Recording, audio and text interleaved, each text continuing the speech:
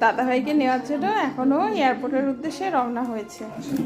আর এই যে দেখো দেখো ছটফটানি দেখো তোমরা সবাই কেমন ছটফট ছটফট করছে। হ্যাঁ ছটফটানি।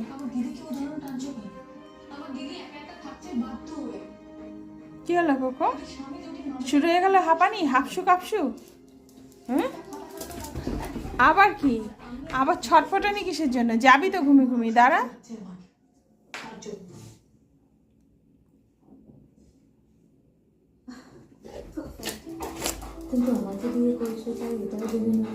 যাবে তুমি এখন? যাবে দাদাভাইকে আনতে? বাবা কই?